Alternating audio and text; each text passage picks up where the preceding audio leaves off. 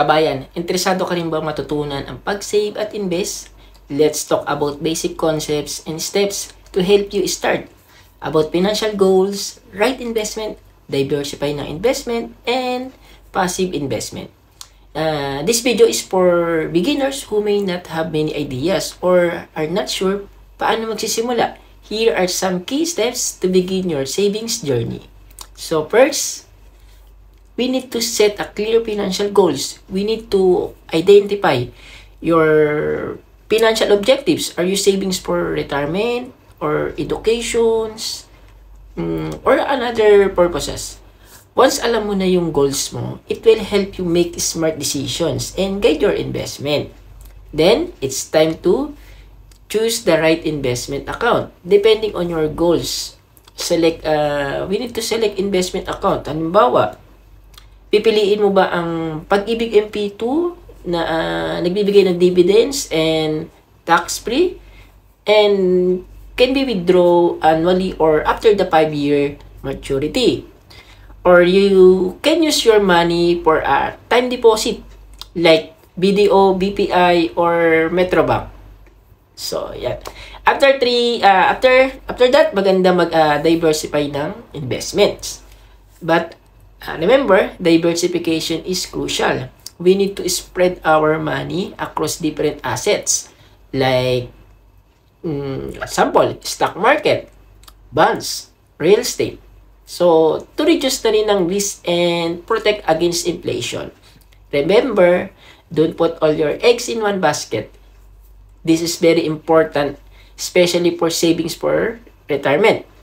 Next, you should learn about passive investments. So, mag-explore tayo, no? Mag-research, magbasa ng books, and pinaka-importante. So, for investment, maraming opportunity, maraming option sa atin, especially sa mga OFW, no? Para hindi masayang yung pag-work natin abroad, no?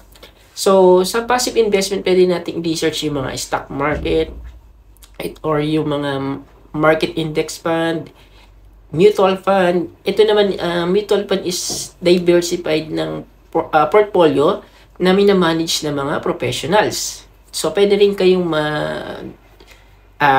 pag-aralan, mag-research about sa bonds. Ito yung fixed income securities with regular interest payment. And real estate. So, ang real estate is considered real estate is investment yung rental properties.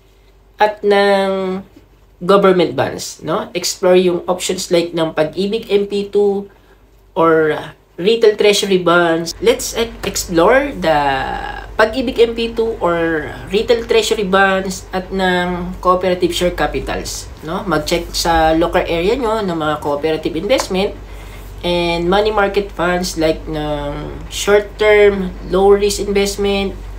And ito yung SSS Social Security System, no? Yung contribution natin, dapat ma-maximize natin contribution natin dyan. And ano pa ba? No, meron din tayo tinatawag na pera. Ito yung Personal Equity Retirement Account, no? Yung Tax Advantage Retirement Account, no? Ayun yung pinaka-advantage niya. And yun nga, yung cooperative time deposit, no? Cooperative savings, pwede ka mag-start niyan ng mga cooperative, no? Sa local nyo, pwede kayo mag-research. And yung REITs naman, ito yung mga investment for the stock, no? Pwede yung pag-aralan yan, pwede kayong mag-download or mag-register sa COL Financial or DragonPie. And kung naghanap kayo ng stockbroker, no? Pwede yung, ito yung ginagamit ko yung COL Financial and yung DragonPie. Then, for the DragonPie, pwede yung gamitin ang aking unique code. So, ilalagay ko lang yan dito. Ang pinaka-basic na dapat nating matutunan, ang pag-track ng expenses. Kailangan nating gumawa ng monthly budget at mahalaga rin ang disiplina. We need to monitor your spending habits. Kailangan ma-distinguish mo yung, yung needs or wants. Even a small amount matter. So, we can also save the mga coins, no? And end up over time. And we need to avoid the impulsive spending even during sales or discount, no? And if there's a sales and discount, you need to stick to your plan. Have a list of priorities, spend wisely, Prioritize your financial goals and stay committed to your savings and investment strategy. Tandaan, ang pag-i-invest is personal. So, in your own risk tolerance, no? Meron tayong timeline, time play, or a significant rule. Take the time to learn, put your savings into action. Through investment, we need to learn where to invest in our hard-earned money. So, let's start savings and have a goals.